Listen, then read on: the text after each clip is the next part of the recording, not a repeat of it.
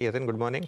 Good morning. और आज बहुत सारे लार्ज कैप और एफएनओ स्टॉक्स फोकस में हैं। सबसे पहले अगर हम एबीबी की बात करें तो रिजल्ट्स तो अच्छे थे ही, साथ में गाइडेंस भी इन्होंने बेहतर किया है। अगर हम प्रॉफिट की बात करें तो 10% का ग्रोथ यहाँ आता हुआ दिखाई दिया और रेवेन्यू में लगभग 14% का ग्रोथ, एबिटा में 15% का ग्रोथ। और अगर हम गाइडेंस की बात करें तो जो एनुअल टर्नओवर है कैलेंडर ईयर 23 का, वहाँ इनको लगता है कि 10,000 करोड़ का ऊपर का गाइडेंस वो मीट कर पाएंगे आगे जाके भी। शेयर में आपने शुरुआती 7% की तेजी देखी है। हिंडाल्को और नोवेलिस के न्यूज़ के बाद जो शेयर 15% गिरा था, आज एक राहत की सांस ले रहा है। लगभग 3-4% के गेन के साथ शेयर ट्रेड कर रहा है।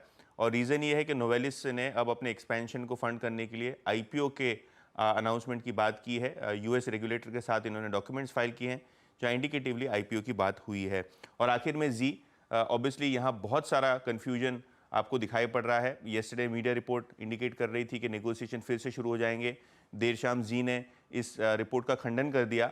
और इसके अलावा ब्लूमबर्ग के हवाले से रिपोर्ट आई कि जो फंड डाइवर्जन का एलिगेशन पहले लगा हुआ है उसके बारे में सेबी ऑर्डर भी आया है।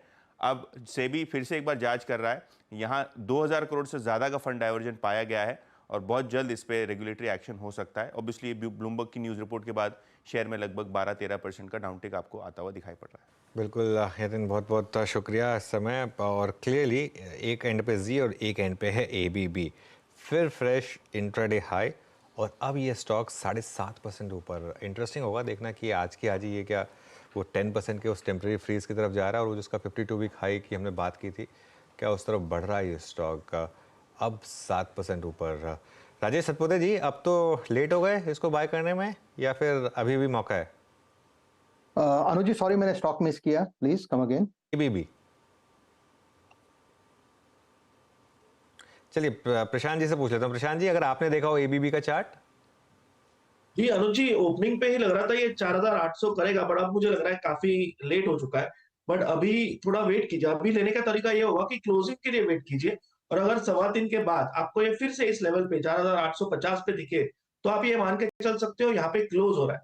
वो एक बाइंग की बाइंग के लिए अच्छा तरीका होगा। स्टॉप लॉस रखेंगे 4790, 4790, 1% रिस्क और आपका स्ट्रेट टारगेट होना चाहिए यहाँ से 5000 से लेके 5050। तो 3:15 के बाद इसी लेवल पे अगर स्टॉक दिखे तो बाय करना चाहिए।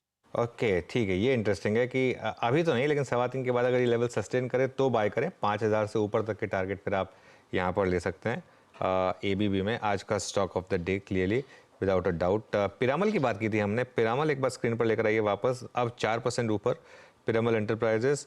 डीएलएफ में अच्छे मूव्स आ रहे हैं और कुछ और स्टॉक्स जहाँ पर अच्छे मूव्स आ रहे हैं वहाँ पर इंडिया सीमेंट्स है, आपका जेएसडब्ल्यू स्टील है। काफ़ी स्टॉक्स हैं जहाँ पर इस समय मोमेंटम अच्छा दिखाई देगा आपको। सिप्ला है, सिप्ला में अच्छा मोमेंटम।